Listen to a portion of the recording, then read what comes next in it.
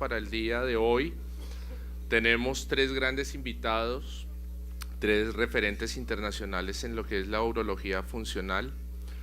Inicialmente el Dr Ervin Kocjancic, que es director de la División de Salud Pública y Urología Reconstructiva y asimismo director del programa de residencia de urología de la Universidad de Illinois en Chicago.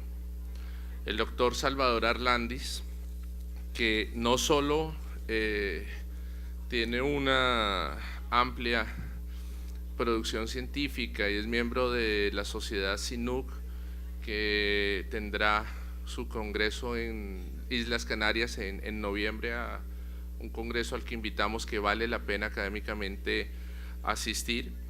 Él, además de esto, es un médico adjunto de la sección de urología reconstructiva y funcional del Hospital Universitario y Politécnico de la Fe en Valencia y ha sido miembro del grupo que ha desarrollado las guías de neuromodulación, un trabajo genial que se ha hecho en España. Y el doctor Nucelio Lemos, que es jefe del Servicio de Disfunciones Pélvicas del Departamento de Ginecología del Hospital Federal de Sao Paulo y asimismo es profesor asociado en la Universidad de Toronto para cirugía funcional pélvica. Vamos a iniciar con Ervin Kocjancic, por favor.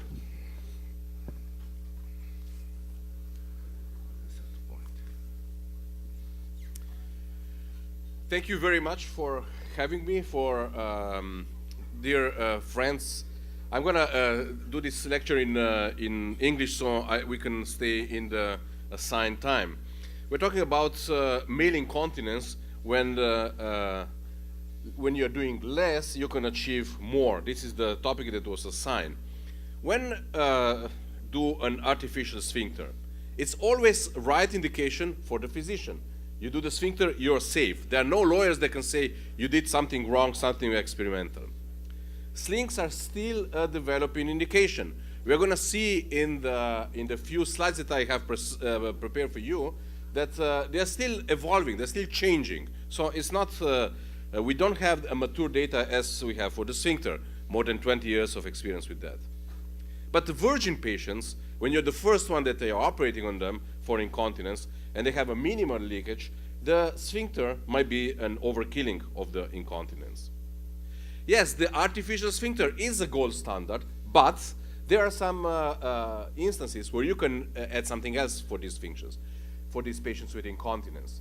Like we did for the patients with BPH.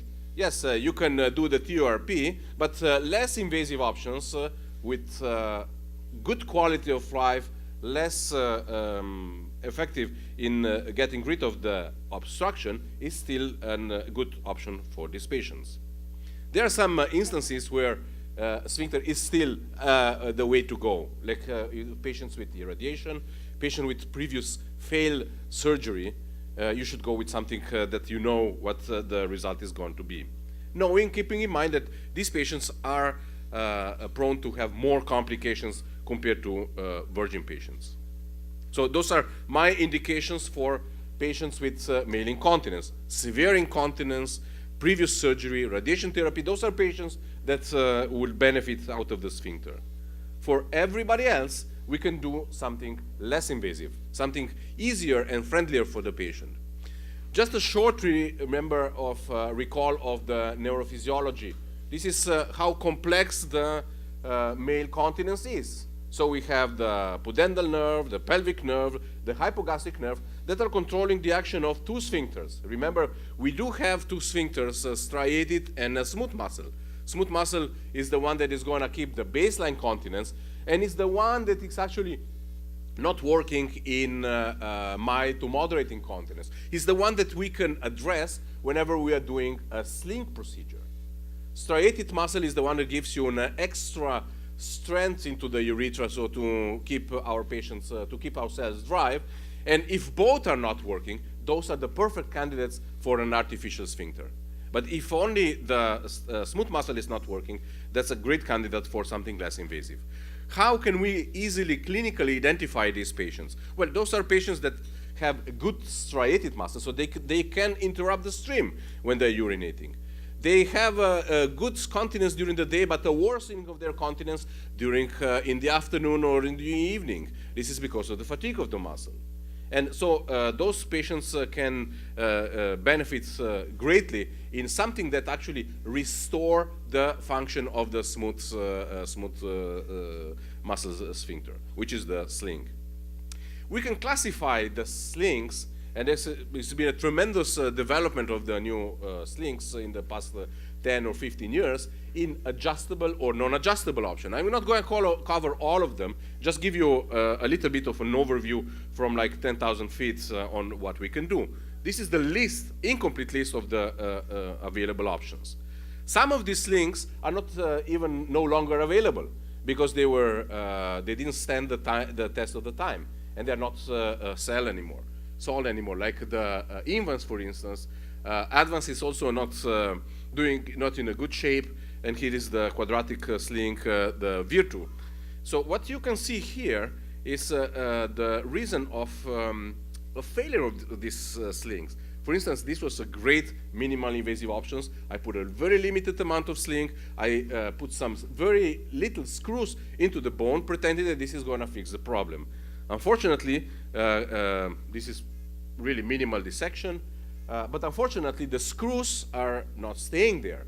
And I'm going to show you in the next slides that all the redos are all from the screws, this procedure, that are missing, dislodged, and it's not achieving sufficient compression on the urethra. Transobturator option became extremely popular after the female transobturator incontinence surgery. And it's easy because you don't go into the area where you previously operated. So you don't have, or you're minimizing the risk of perforation of the bladder. Unfortunately, the tension that you can obtain with just a simple transobturator passage is not enough. And that's why the results are not as good in this way compared to other routes. As you can see here, this is a paper that was published in European Urology by Dirk de Ridder, talking about the efficiency and the working mechanism of this. But if you can look here at the results, just underlined for you, 51% of a cure rate. But if you stratify them by the severity, still in less than severe patients, if you go over 200 grams, which is half of the baseline that what I'm using to define as severe patients, the success rate is significantly lower. 28% of these patients were dry. Now, if you put yourself and you try to buy a car and somebody's telling you that you have a 25% of chance that this car is going to work in a year, I'm pretty sure that you will think twice before having this car. This is another interesting data here showing you that same experience as we have in female incontinence. If you wait longer, the success rate is going to be worse. Why? Because we don't have enough compression onto the urethra with this probably transobturator passage. Then the idea of combining, why don't I have something that is going upwards and something transobturator, so a quadratic sling. You have two transobturator branches and two prepubic branches. The prepubic, I'm really underlying with the voice the importance of this, because in the prepubic space there is not much that holds it's just fat there. And fat in my study of anatomy and physiology is not really holding much in this patient. That's why this is like a devastating article published in Urology, 68% of failure rate. Only 32% of these patients were dry. This is before then they redesigned the mesh, and unfortunately the conclusions of this is that they do not recommend the use of this type of mesh in routine patients. I have to admit that I am using this type of sling, but with a different surgical protocol. The way how I'm tightening this sling is such that I can obtain as much as compression as I can. That's why the idea of adjustability, of having something that you can put into the patient and then you retouch the tension that you are obtaining in time is, to me, very appealing. This is some of the adjustable sling. This is like the Argus one with this silicone foam and the columns that are stabilizing the thing. You can wrap you can combine a sling with a balloon, wrapping the ischiopuba rami. this tells you why the transobturator alone is not good enough. If you don't stabilize this, you're not going to have on the long term a good support to provide to the urethra. Now here is, I was telling you before about failing sling. You have to read in between the lines when you're reading x-rays. For instance, this is the atom sling. You can see here the balloon part, and you can see here that this patient had a previous surgery. This patient had the previous Invans procedure. Look, this screw here, where it is not holding anything. On the other side, it's even missing a screw. So this was a patient that had a surgery, that failed the surgery and is still incontinent, and despite this, gets another sling. And this the balloon sling. Balloon is this is 18 milliliters. It's not really that that friendly to the pelvic floor, sitting on an 18 milliliters ball in between your legs. This is the vanishing slide I'm seeing here. You don't see anything there. Okay, you have it. It's the results published in British Journal of Urology. And as you can see here, the results are interesting. Are like 60% of these patients were dry. 60%. There is some pain related, not surprisingly, to this huge amount of the volume that you have. But I said before that the slings are still an developing procedure.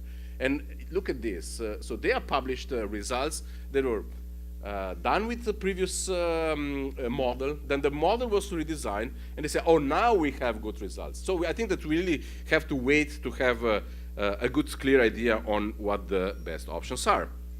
Another adjustable procedure is the Remex, where you have the, again, similar small little amount of tape connected with the stitches into the device which is called varitensor, and you can adjust the tension time after the procedure. Usually the adjustment is done the day after, but you can then repeat this even years after the procedure. Again, results are interesting. 71% of success rate in this series. In other and longer follow-up, again, less ideal. We are going around 64% of success rate. So we do have to select properly the patients for the procedure. In this series of patients is that were included all the patients with incontinence without proper selection for based on the severity.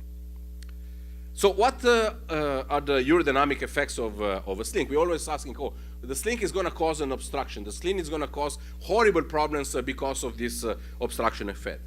Actually, it is not true, because this was a study published by Craig Comiter showing that the uroflow is not changing before and after.